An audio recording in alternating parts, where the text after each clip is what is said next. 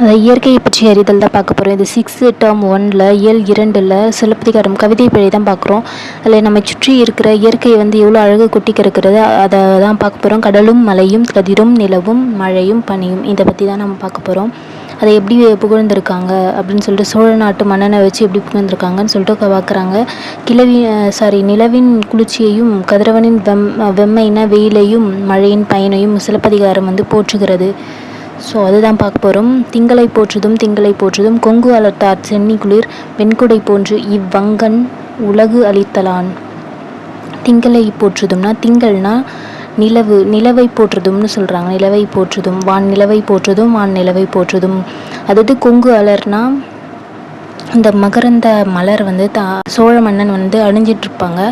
அவங்களோட வெண்கொற்ற கொடை ஒரு குளிர்ச்சியை கொடுக்கக்கூடிய கொடை குளிர்ச்சியை கொடுக்கக்கூடிய அந்த வெண்குடை அவங்க வச்சிட்ருப்பாங்க சோழ மன்னன். அதுபோல் அந்த வான் நிலவு நம்மளுக்கு அந்த ஒளியின் மூலமாக நம்மளுக்கு இன்பத்தை அளிக்கிறது. அதை தான் சொல்கிறாங்க. அந்த வெண்கொற்ற கொடை எப்படி குளிர்ச்சி கொடுக்குதோ அதுபோல் அந்த வான் நிலவு நம்மளுக்கு ஒரு ஒளியை நம்மளுக்கு அளிக்கிறது அப்படின்னு சொல்லிட்டு சொல்கிறாங்க. ஞாயிறு போற்றுதும் காவிரி நாடான் திகிரி போல் பொற்கோட்டு மேரு வளம் திரிதலன். ஞாயிறுனா கதிரவன் கதிரவனை போற்றுதும் சொல்லுவாங்க. இதில் நான் காவிரி பாய்ந்து வர அந்த நாட்டை ஆட்சி செய்பவன் தான் சோழ மன்னன். அந்த சோழ மன்னனோட ஆணை சக்கரம் சுற்றி திரிகிறது இமயமலையில். அதுபோல் அந்த கதிரவன் வலப்புறமாக சுற்றி திரிகிறது. அந்த பொன் மாதிரி இருக்கிற அந்த இமயமலையை சுற்றி திரிகிறது கதிரவன். அந்த கதிரவனை போற்றுறாங்க. மாமழை போற்றுதும்னும் போது நம்மளுக்கு வரக்கூடிய அந்த மழையை தான் நம்ம வான்மழை போற்றுதும்னு சொல்கிறாங்க.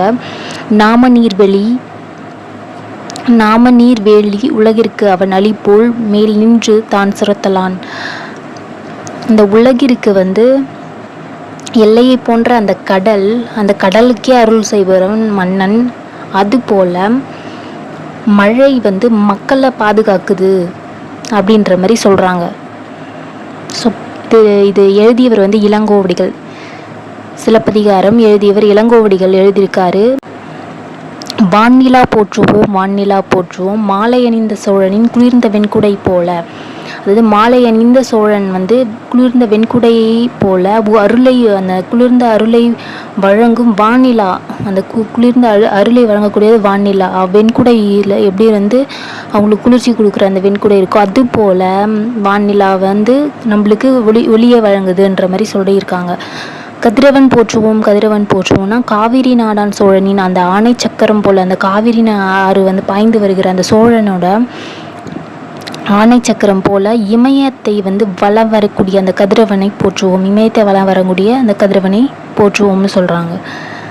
அந்த சோழனோட ஆணை சக்கரம் வலம் வருது, சுற்றிட்டு இருக்குது இல்லை, வலம் வருகிறது போல அந்த இமயத்தை வலம் வரக்கூடியது கதிரவன் அப்படின்ற மாதிரி சொல்கிறாங்க.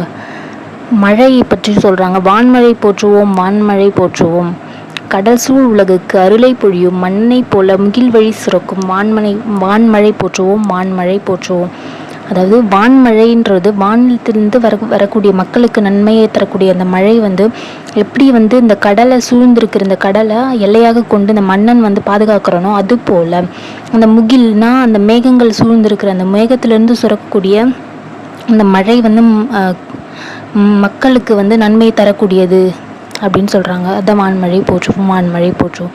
சொல்லும் பொருளும்னா திங்கள் நிலவு, கொங்குனா மகரந்தம், மலர்னா மலர்தல், திகிரி ஆணை சக்கரம், பொற்கோட்டுனா பொன்மயமான சிகரம், மேருனா இமயமலை, நாமனியின் நாச்சம் தரும் கடல், அலினா கருணை அளிக்கின்றோம்ல அத கருணை.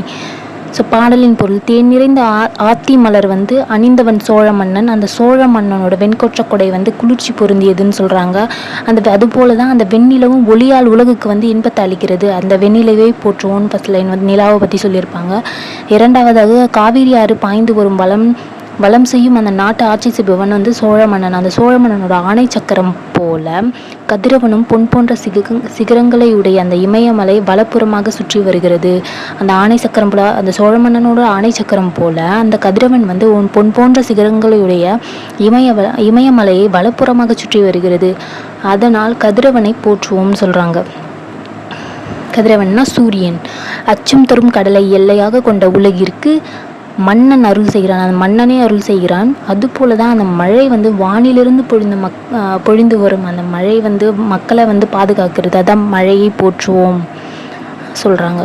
நூல்வெளின்னு பார்த்தோம்னா சிலப்பதிகாரம் என்னும் காப்பியத்தையை வந்து இயற்றியவர் இளங்கோவடிகள்.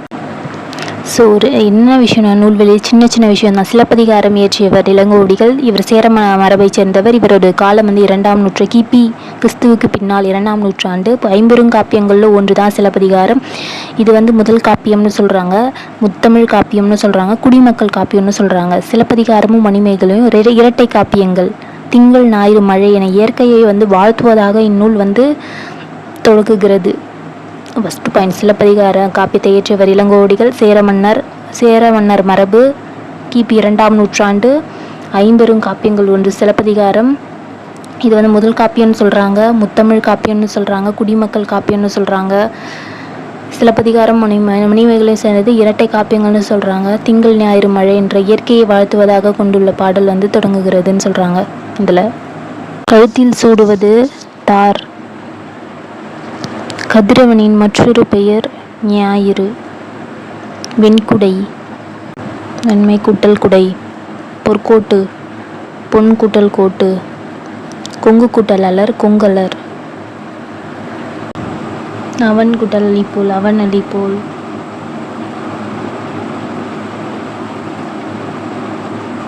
லைக் பண்ணுங்கள், ஷேர் பண்ணுங்கள், சப்ஸ்கிரைப் பண்ணுங்கள் மற்றும் அந்த பெல் ஐகானை கிளிக் பண்ணிவிடுங்க.